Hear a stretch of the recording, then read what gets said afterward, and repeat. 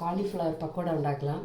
இது வந்து மஞ்சள் பொடி போட்டு உப்பும் போட்டு ஒரு 10 நிமிஷம் சூடு தண்ணியில் மூடி வச்சுட்டு அதுக்கப்புறம் அதை எடுத்து சின்ன சின்ன துண்டுகளாக ஆக்கி இதில் மிளகுத்தூள் கரம் மசாலா போட்டிருக்கேன். இப்போ என்கிட்ட நிறையா டொமேட்டோ சாஸ் அண்ட் அந்த பீஸாவோட சாஸ் எல்லாம் பாக்கி இருக்குது. இதை வந்து நான் கொஞ்சம் மேக்னிகேட் பண்ணுறதுக்கு போட்டுக்க போகிறேன்.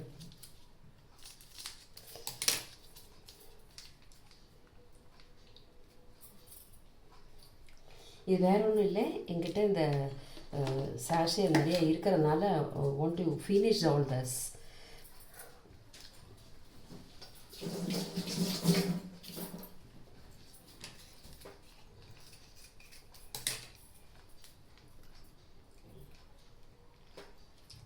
ரெண்டு போட்டுக்கலாம். எனக்கு கொஞ்சம் டொமேட்டோ சாஸு ஸ்பைஸியாக இருக்கும், அதனால இதை போட்டுக்கலாம்.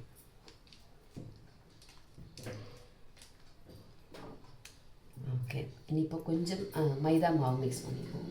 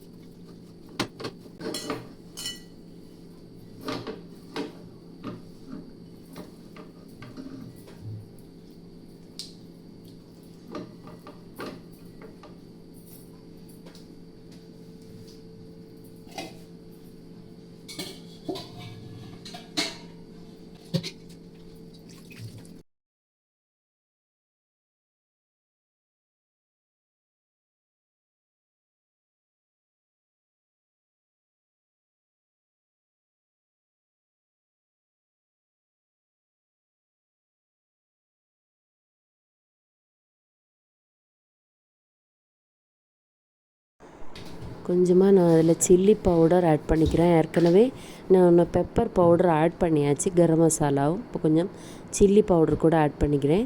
நான் மைதா மாவு பஜ்ஜி மாதிரி இதில் போடலாம், பட் எனக்கு வந்து அந்த ப்ராசஸ் கொஞ்சம் ஓவர்னு தோணுனதுனால நான் மைதா மாவு டைரெக்டாகவே இதில் ஆட் பண்ணிவிட்டேன். இதில் இன்னொரு ஆப்ஷன் அப்படின்னா கொஞ்சம் மைதா மாவு, உப்பு, கொஞ்சம் பச்சரிசி மாவும் சேர்த்து அதுலேயே நீங்கள் பஜ்ஜி மாதிரி தண்ணி லைட்டாக நல்லா இட்லி மாவு பருவத்தில் திக்னஸில் தண்ணி விட்டு மிக்ஸ் பண்ணிவிட்டு அதில் இதை ஒரு நாள் டிப் பண்ணி பஜ்ஜி மாதிரி சுட்டு எடுக்கலாம். அது கொஞ்சம் கூட குவான்டிட்டி ஜாஸ்தியாக இருக்கும். நான் வந்து பஜ்ஜி மாவு மாதிரியான போடலை, ஜஸ்ட் அதுலேயே நான் மைதா மாவு ஆட் பண்ணி மிக்ஸ் பண்ணிவிட்டேன். அப்படியே டைரெக்டாகவே அந்த காலிஃப்ளவர் கிடைக்கும் அப்படிங்கிறதுனால இதை உங்களுக்கு நிறைய பேர் இருக்காங்க அப்படிங்கும்போது பஜ்ஜி மாதிரி ஆட் பண்ணிக்கிட்டால் சுட சுட சாப்பிட நல்லாயிருக்கும். நான் அது ஜஸ்ட் ஒன்று காலிஃப்ளவர் தீக்கணுங்கிறதுக்காக அப்படி செய்தேன். ஓகே, நான் கொஞ்சமாக ஜிஞ்சர் கார்லிக் பேஸ்ட்டு அதில் போட்டுக்கலாம். எல்லாமே நான் ஷார்ட்கட்டில் தான் இன்றைக்கி நான் பண்ணுறேன், பிகாஸ் டைம் இல்லை எனக்கு. ஷார்ட் டைம் எனக்கு காலிஃப்ளவர் கெட்டு போயிடும். நான் ஆல்ரெடி கட் பண்ணி ரெடியாக வச்சுட்டேன், அதை எப்படியாவது ஃபினிஷ் பண்ணுங்கிறதுக்காக ஷார்ட்கட்டில் வேலையை முடிக்கிறேன். அதனால தான். இல்லாட்டினாக்கா உங்களுக்கு அழகாக பஜ்ஜி மாவு மாதிரியே பிசைஞ்சு உங்களுக்கு ஆக்சுவலி கடலை மாவு போடலாம், மைதா மாவு போடலாம், கோதுமை மாவு போடலாம். எல்லாத்துலேயும் ஒரு ஸ்பூன் மிக்ஸ் பண்ணி கூட போட்டுக்கலாம். ஒரு ஸ்பூன் கோதுமை மாவு, ஒரு ஸ்பூன் கடலை மாவு, ஒரு ஸ்பூன் பச்சரிசி மாவு அப்படிங்கிற குவான்டிட்டியில் மிக்ஸ் பண்ணி அதில் உப்பு போட்டு மிக்ஸ் பண்ணிவிட்டு அதில் நீங்கள் டிப் பண்ணி பஜ்ஜி மாதிரி சுட்டு எடுக்கலாம். அது ஆல்ரெடி வந்து நம்ம வேக வச்சுருக்கோம். காலிஃப்ளவர் வேகணும், ஏன்னா வாடிப்போன காய்கறிகளான வேவு கம்மியாக இருந்துச்சுன்னா நல்லா இருக்காது. நான் வந்து ஆல்ரெடி வந்து கொஞ்சமாக 2-3 கிளாஸ் தண்ணி எடுத்து அதில் மஞ்சள் பொடி உப்பும் கூட சேர்த்து சின்னதாக கட் பண்ணி அதில் போட்டு டிப் பண்ணி வச்சுருந்தேன்.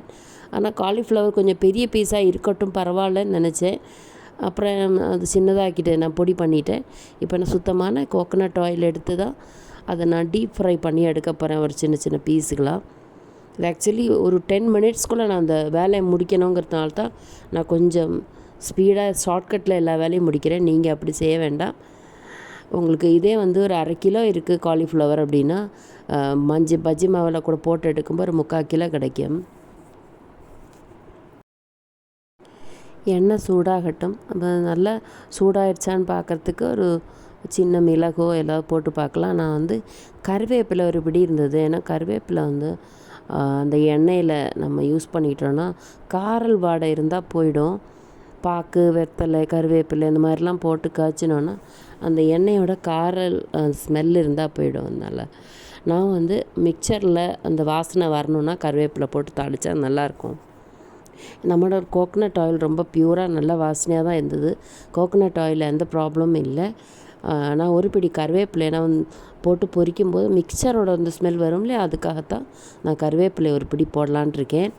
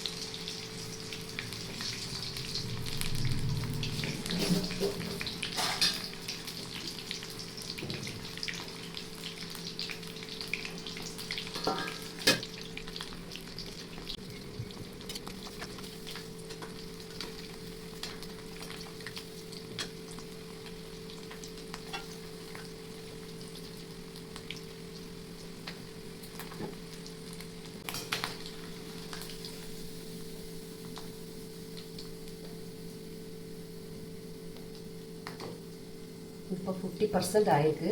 இதை ஆற வச்சுட்டு திருப்பி லாஸ்ட்டில் திருப்பி இதை ரிப்பீட் பண்ணணும். ஒன்று மறுபடியும் இதில் போட்டு ஃப்ரை பண்ணி எடுக்கணும். அப்போது தேவையான அளவுக்கு ஃப்ரை ஆகும்.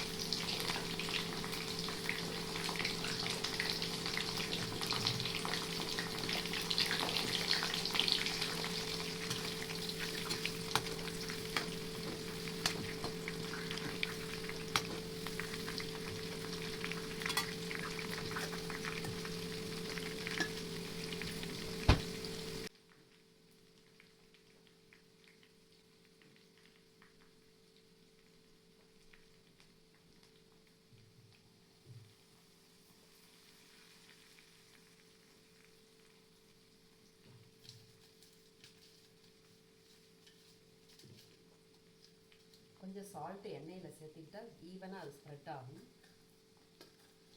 உப்பு போட்டு நான் வேக வச்சேன். பட் அது சூடோடு இருக்கும்போது பச்சை தண்ணி வச்சு வாஷ் பண்ணினேன் இல்லையா, அப்போது கொஞ்சம் உப்பு கம்மி ஆயிடுச்சு. ஸோ அந்த ரிமைனிங் உப்பை வந்து நம்ம ஆயிலில் போட்டாச்சு.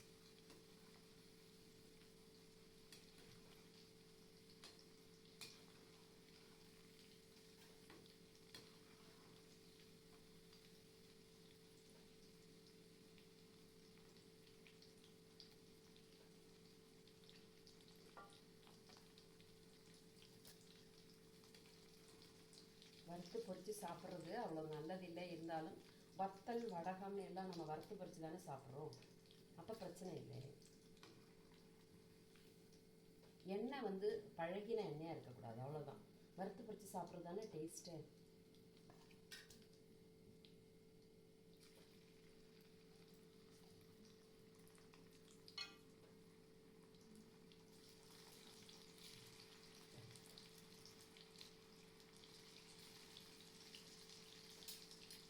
இதே மெத்தடில் நம்ம முள்ளங்கியும் உருளைக்கிழங்கு ஜஸ்ட்டு கொஞ்சம் ஒரு 5 மினிட்ஸ் பாயில்டு வாட்டரில் போட்டு குக் பண்ணதுக்கப்புறம் இது மாதிரி சின்னதாக மைதா மாவு மிக்ஸ் பண்ணி garam masala, pepper powder, chilli பவுடர்லாம் மிக்ஸ் பண்ணி எண்ணெயில் ஃப்ரை பண்ணி எடுத்தால் அதுவும் டேஸ்ட்டாக இருக்கும்.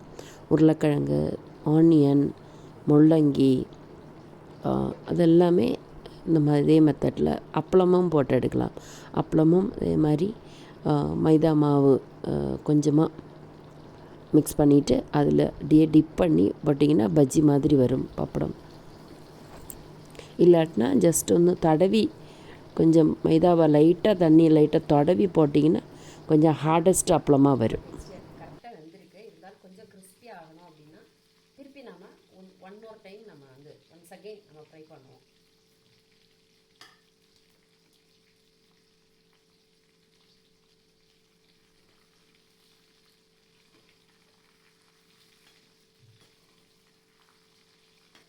நம்ம வீட்டில் பண்ணுறதுனால ரொம்ப ஹைஜீனிக்காக இருக்கும். கண்டிப்பாக சுத்தம் பண்ணி நல்ல கோகனட் ஆயிலில் பொரிச்சு எடுக்கிறோம், அதனால் ஹெல்த்தியாக இருக்கும்.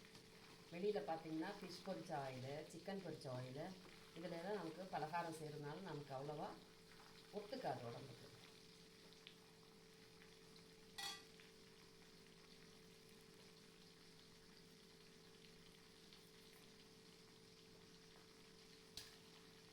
இப்போ இந்த வழியில் நம்ம பக்கோடா பண்ணிக்கலாம். ஜஸ்ட்டு மைதா மாவு தூவி நான் பெசரி விட்டுருக்கேன், அவ்வளோதான். பஜ்ஜி மாதிரி முக்கி எடுக்கிறது அது வேறு விஷயம். நான் வந்து ஜஸ்ட்டு ஒட்ட வச்சுருக்கேன், அவ்வளோதான். மைதா மாவு போட்டு நானே பெசரிட்டேன், லைட்டாக தண்ணி விட்டு பெசரிட்டேன். எக்ஸ்ட்ரா மாவு வந்து நான் எடுக்கலை, மாவு பஜ்ஜி மாதிரி போடலை. ஜஸ்ட் இதை ஃப்ரை பண்ணி எடுக்கிறேன், காலிஃப்ளவர் ஃப்ரை. அதுக்கு மிளகுத்தூள் போட்டிருக்கேன், garam masala and chilli powder கொஞ்சம் போட்டிருக்கேன். கொஞ்சமாக அந்த மயோனைஸும் டொமேட்டோ சாஸும் போட்டிருக்கேன்.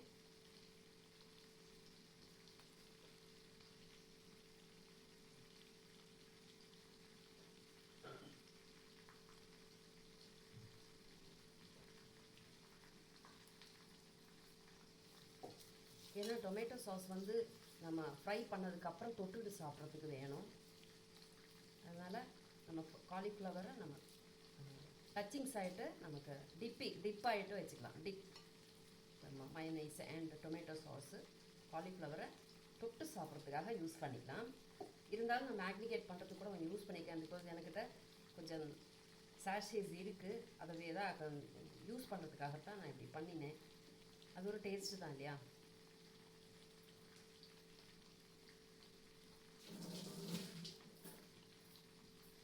இதே மாதிரி எல்லாத்தையும் பொரிச்செடுக்க வேண்டியதான்.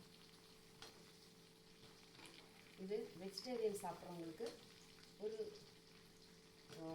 நான் வெஜிடேரியன் மாதிரி. காலிஃப்ளவருங்கிறது எப்போவுமே நான் வெஜிடேரியன் மாதிரி தான். இதே மாதிரி நம்ம முள்ளங்கி பக்கோடா செய்யலாம். நார்த் இந்தியாவில் ரொம்ப ஃபேமஸ்ஸு முள்ளங்கி பக்கோடா. இங்கே காலிஃப்ளவர் பக்கோடா இது ரொம்ப நல்லதுன்னு தான் சொல்கிறேன், ஹெல்த்துக்கு நல்லது. Broccoli type, broccoli, cabbage, cauliflower இதெல்லாம் ஒரே ஃபேமிலி. பட் தைராய்டு பேஷண்ட்ஸுக்கு இதை குக் பண்ணி சாப்பிட்டா பிரச்சனை இல்லை, ஜாஸ்தி குவான்டிட்டி போயிடக்கூடாது தைராய்டு பேஷண்ட்ஸ்க்கு. ஏன்னா தைராய்டு ஹார்மோன்ஸ் சுரக்கிறத நிப்பாட்டிடும், அதனால் அவங்களுக்கு பிரச்சனை வரும். காலிஃப்ளவர் கறியோ பிரியாணிக்கெல்லாம் கொடுக்கும்போது வாங்கி சாப்பிட்றாதீங்க. கொஞ்சமாக குவான்டிட்டி குறைஞ்சி சாப்பிட்டா பிரச்சனை இல்லை.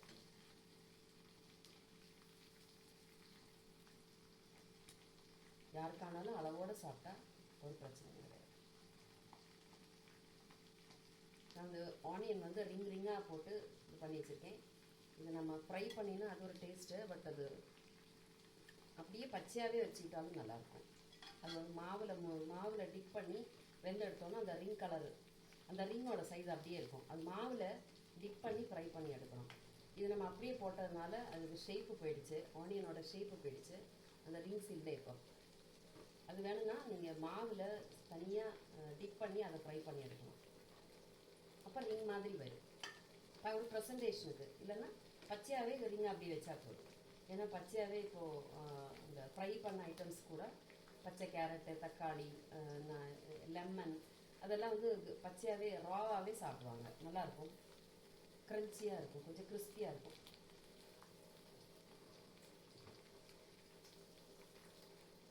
நல்லா ஃப்ரை ஆகட்டும்.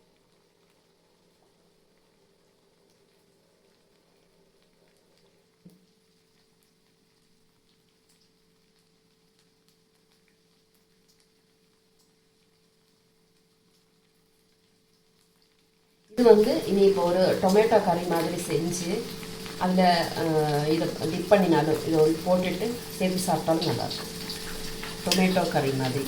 அந்த டொமேட்டோ கறி ஒரு தடவை வந்து டொமேட்டோ ஃப்ரை பண்ணி சட்னி மாதிரி பண்ணிவிட்டு திருப்பி டொமேட்டோ ஆனியன் போட்டு நல்லா ஃப்ரை பண்ணி அதில் ஜிஞ்சர் கார்லிக் பேஸ்ட் எல்லாம் போட்டு மிளகுத்தூள் எல்லாம் போட்டு ஒரு தக்காளி கறி மாதிரி தக்காளி தொக்கு மாதிரி பண்ணிவிட்டு இந்த அரைச்ச சட்னி அதில் சேர்க்கும்போது ஒரு டிஃப்ரெண்ட் டேஸ்ட் வருது. அதில் இதை போட்டோன்னு சொன்னால் அது வந்து கோபி மஞ்சூரியன் சொல்லுவாங்கல்ல, அப்படி செய்யலாம். டொமேட்டோ சட்னி பண்ணிவிட்டு மறுபடியும் டொமேட்டோ தொக்கு பண்ணணும். அதை மிக்ஸ் பண்ணிவிட்டு அதில் இந்த மாதிரி ஃப்ரை பண்ணின ஐட்டம்ஸை டிப் பண்ணணும். அதுக்கு தகுந்த மாதிரி கொஞ்சம் தண்ணி நீர்க்க இருந்தால் தான் இது ஊறுறதுக்கு சௌகரியமாக இருக்கும். அது வந்து கோபி மஞ்சூரியன். காலிஃப்ளவரை தான் கோபின்னு சொல்லுவாள் ஹிந்தியில்.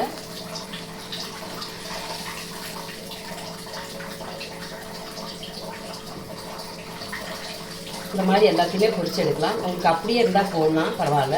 இன்னைக்கு ஃப்ரை பண்ணி கொஞ்சம் கூட கிறிஸ்பியாக வேணும்னா இந்த ப்ராசஸ் ஒன்ஸ் அகெயின் ரிப்பீட் பண்ணால் போதும். இது லாஸ்ட்டில் இந்த எண்ணெயை ஒன்று போட்டு ஃப்ரை பண்ணினா போதும். ஏன்னா இது வெந்தாச்சு ஆல்ரெடி, நம்ம வேக வச்சு தானே எடுத்துருக்கோம். காலிஃப்ளவர் வந்து மஞ்சள் பொடி உப்பு தண்ணியில் வெந்து தானே எடுத்துருக்கோம்.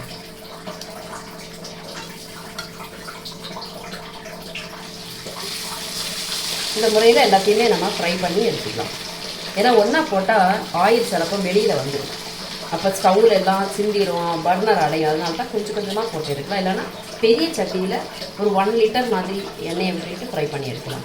ஓகே, இந்த முறையில் காலிஃப்ளவர் பக்கோடா பண்ணி சாப்பிடுங்க. அதுக்கு தொட்டுக்கிறதுக்கு